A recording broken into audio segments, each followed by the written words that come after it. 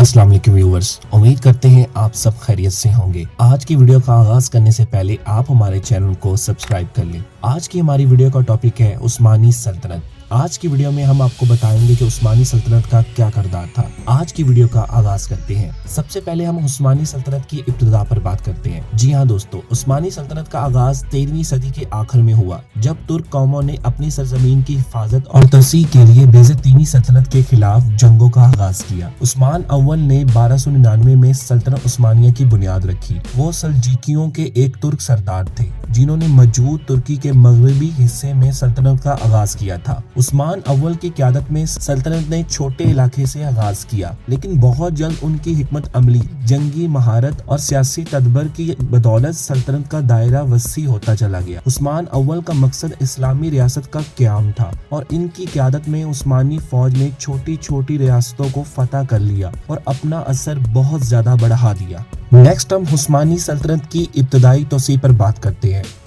उस्मानी सल्तनत की इब्तदाई तोसीह का आगाज अरखान अव्वल के दौर में हुआ। अरखान अव्वल ने बेज़तीनी सल्तनत के शहर बरूसा को फतह किया और इसे सल्तनत का पहला दौर हुकूमत बनाया। इसके बाद अरखान ने वस्ती तुर्की में अपने कदम मजबूत किए और मशरिक में मशरकी अनातोलिया के इलाकों पर भी कब्जा किया। सुल्तान मुराद अव्वल ने अपनी फौज को बेहतर बनाया और यूरोप की तरफ पेशकदमी की। इनकी क़यादत में सल्तनत ने बुल्कान के इलाके को फतह किया, जिसमें मकदूनिया, सर्बिया और बल्गारिया के इलाके शामिल हैं। मुराद अव्वल ने कोसो मैदान की जंग में सर्बी बादशाह को शिकस्त देकर सल्तनत उस्मानिया को यूरोप में एक ताकतवर सल्तनत के तौर पर मुतारफ करवाया। नेक्स्ट हम सल्तनत का अरूज और सुलेमान अव्वल का दौर पर बात करेंगे। उस्मानी सल्तनत का सुनहरी दौर 16वीं सदी के वस्त में आया, जब सुल्तान सुलेमान अव्वल ने हुक्मरानी की। इनकी क़यादत में सल्तनत ने न सिर्फ अपने इलाके को बढ़ाया, बल्कि दुनिया के मुख्तलिफ हिस्सों में अपनी हिकमत अमलियों से शहरत हासिल की। सुलेमान अजीम ने कई फतूहात हासिल की। इनके दौर में मिस्र, शाम और मजूर इराक का बशतर हिस्सा उस्मानी सल्तनत का हिस्सा बन चुका था। सुलेमान ने वियना पर हमला किया, हालांकि वो इस शहर को फतह ना कर सके,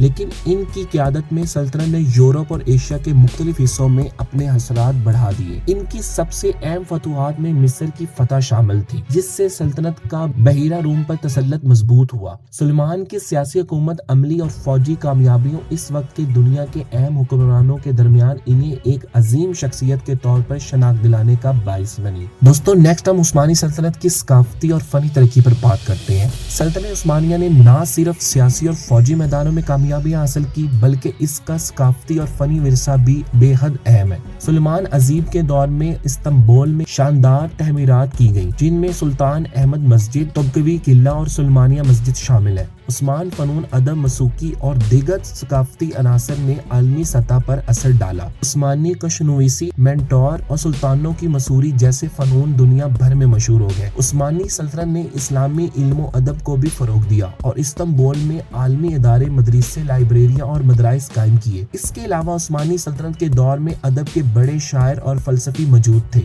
जिन्होंने इस्लामी दुनिया की फिक्री तरक्की में अहम किरदार अदा किया। दोस्तों, नेक्स्ट हम सल्तनत उस्मानिया की फौजी हिकमत अमली पर बात करते हैं। उस्मानी सल्तनत की फौजी ताकत एक बुनियादी अंसर थी जो इसकी कामयाबी का सबब बनी। जेनिसिरिस उस्मानी फौज का एक अहम जुज थे। ये फौजी मखसूस तौर पर सल्तनत के लिए तरबियत याफ्ता थे। उनकी वफादारी सल्तनत के हुक्मरानों के लिए बहुत अहम थी। जेनिसिरिस को उस्मानी फौज के मुमताज दस्तों में शुमार किया जाता था और इनकी जंगी महारत ने कई अहम फौजों में सल्तनत को कामयाबी दिलाई। उस्मानी फौज का दीगर अहम जुज बहरिया था, जिसने बहरिया रोम और बहरिया अमर में सल्तनत का असर और बढ़ाया। उस्मानी बहरिया ने यूरोप और अफ्रीका के सियाली इलाकों पर तसल्लुत हासिल की, जिससे सल्तनत की तजारती पोजीशन मजीद मजबूत हुई। दोस्तों, नेक्स्ट हम सल्तनत के जवाल पर बात करते हैं। उस्मानी सल्तनत का जवाल 17वीं सदी के आखिर में शुरू हुआ और 18वीं सदी में तेज तर हुआ। इस दौरान सल्तनत ने अंदरूनी फसाद, बदउनवानी, फौजी नाकामियां, बढ़ते हुए यूरोपी ताकतों की आमद के बायस अपनी ताकत में कमी महसूस की। 1683 में वियना की दूसरी जंग में उस्मानी फौज को सख्त शिकस्त का सामना करना पड़ा और इसके बाद सल्तनत की तोसीह का अमल रुक गया। इसके बाद सल्तनत उस्मानिया ने अपनी बहुत सी सरहदों को खो दिया और यूरोप में नई ताकतों के उभरने के साथ इसकी ताकत में भी कमी आई। दोस्तों, नेक्स्ट हम पहली जंग अजीम और सल्तनत का खात्मा पर बात करते हैं। उस्मानी सल्तनत पहली जंग अजीम में जर्मनी की हमायत में शरीक हुई। जंग के दौरान सल्तनत को बहुत ज्यादा नुकसान उठाना पड़ा اور اتحادی فوج نے اس کے اہم علاقوں پر قبضہ کر لیا۔ جنگ کے اختتام پر سلطنت عثمانیہ کا خاتمہ تقریباً طے ہو چکا تھا۔ اس کے بعد 1922 میں مصطفی کمال اتا ترک کی قیادت میں ترکی نے جمہوریہ ترکی کا قیام عمل میں لایا اور 1924 میں سلطنت عثمانیہ کا خاتمہ ہوا۔ اتا ترک نے عثمانی سلطنت کے روایتی اداروں کو ختم کر کے جدید ترکی کی بنیاد رکھی، جس میں سیکولر حکومت کا قیام اور معاشرتی اصلاحات شامل تھیں۔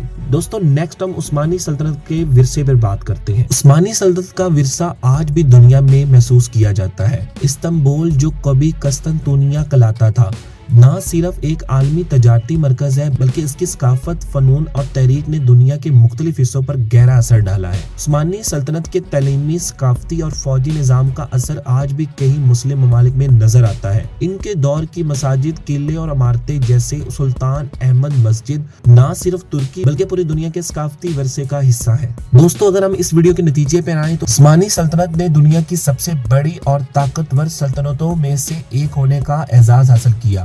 اس سلطنت نے دنیا بھر میں اسلامی تہذیب، فنون اور جنگی حکمت عملوں کو فروغ دیا۔ گرچہ سلطنت کا زوال ہوا لیکن اس کا اثر اور ورثہ آج بھی عالمی سطح پر موجود ہے۔ دوستو امید کرتے ہیں کہ آپ کو ہمارا آج کا ٹاپک بہت ہی زیادہ اچھا لگا ہوگا، اور ویڈیو اگر بہت زیادہ اچھی لگی ہے تو پلیز ہمارے چینل کو سبسکرائب ضرور کیجیے گا۔ بہت شکریہ۔